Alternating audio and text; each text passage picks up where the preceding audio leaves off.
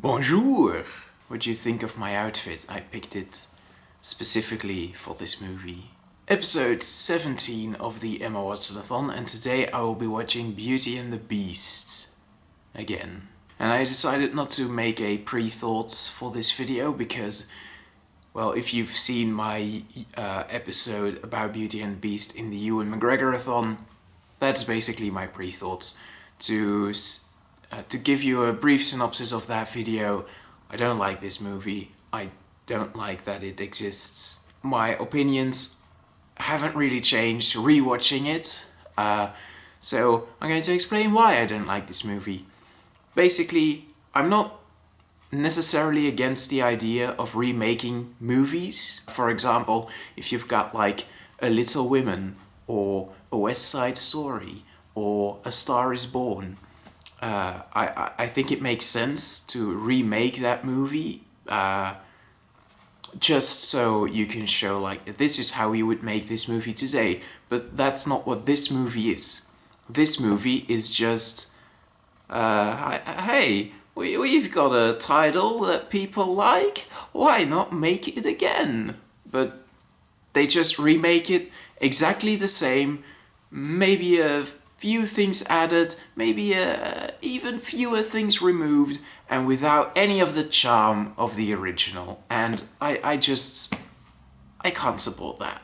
So yeah, I don't really like this movie, but I didn't want this video to be all negative because I feel like we've had quite a few episodes of the Emma Watson-a-thon that were all negative. So I'm going to find the positive in this movie, starting with the songs. And I think this movie has a lot of good music. I don't want to pat the movie on the back too much for that because a lot of them were just taken from the original. That being said, the original songs in this movie, which I think last time I watched this movie I didn't even realize there were any original songs, but I think those fit in pretty well. They don't spring out to you like, oh, that totally doesn't fit with the other songs, and I think they were pretty good. Not the best, but I don't know, maybe they are the worst, but yeah, I don't know. Quick little ranking? I think it's time for a quick little ranking. Alright, here are all of the songs of Beauty and the Beast that I can think of right now, ranked. In last place, we've got, I think, Evermore, but that's not to say that it's bad. It's just that that's the least likely for me to re-listen to.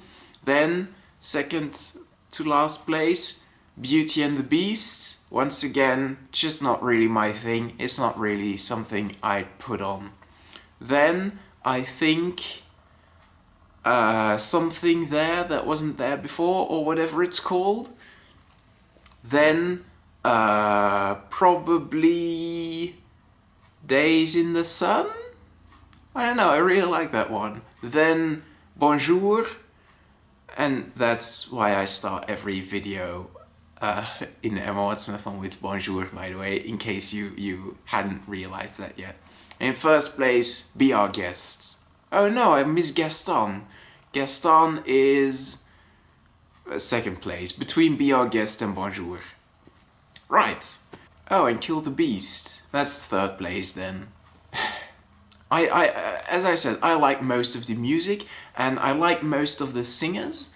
I thought the Beast had a really lovely voice, and I think Gaston had a really powerful voice, and I really like that. I'm not a fan of the way that Luke Evans looks in the role. I think he could be more big and muscular, and maybe a bit more pretty.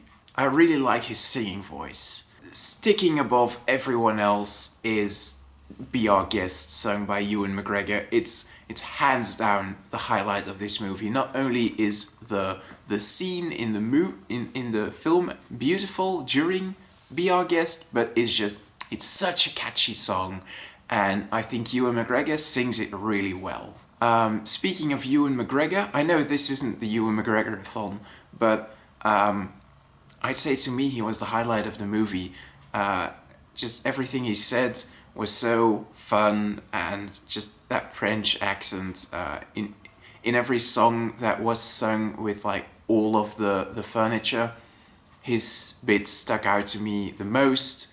And yeah, I'd say Ewan McGregor is the MVP of this movie. But we're not here for Ewan McGregor, we are here for Emma Watson. Is Emma Watson good in this movie?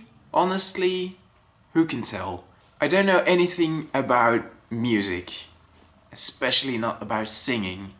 And to me, the first time I watched this movie, I didn't hear anything wrong with her singing. And then I heard people say, oh, that's the most obvious autotune I've ever heard. And now when I rewatch it, I can hear it too. And I hate that, but it is what it is. It doesn't annoy me that much. It doesn't like, it's not really a stark contrast with the other singers. I don't think it's a controversial opinion to say that her singing bits were the least good sounding. I'm pretty sure this is the first time we've heard Emma Watson sing in the Emma Watson-a-thon.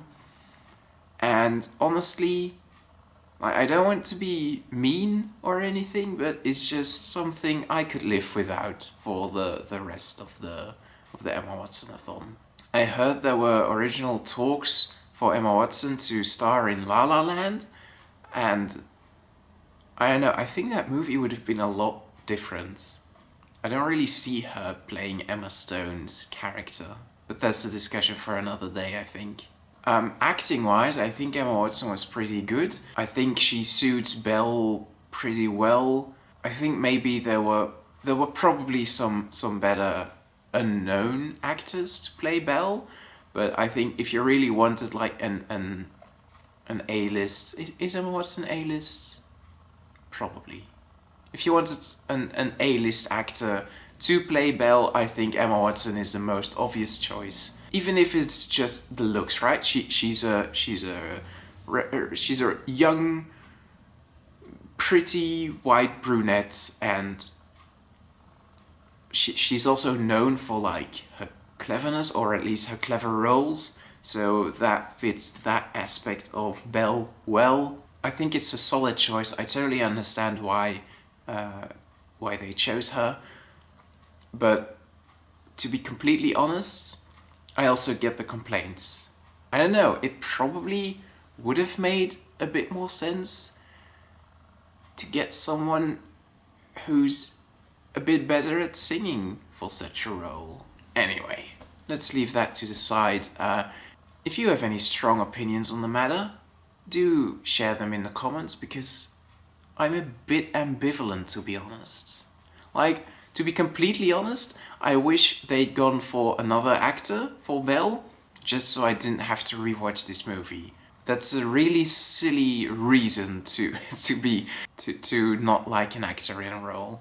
Is this movie an improvement on the animated movie? And I'd say no. There are some scenes that are different, there are some scenes that are added, but I think, with the exception of one, all of the scenes that were added were needless and filler, and the scenes that were different could have been the same.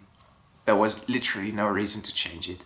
And the scenes that were omitted from the original animated Disney movie, they could have added it. Yeah. So I guess in theory, when you remake a movie, I'd remake a movie to streamline it, right? Every movie has got mistakes. You just can't help that. And if you remake a movie, I'd say that is to filter out those mistakes. Make the movie just a little bit better. Streamline it. But this movie is way longer than the original, which just inherently doesn't fit with my idea of streamlining. And also, there's a bunch of stuff added that just makes the movie feel more bloated, and I don't know, that really shouldn't be in there.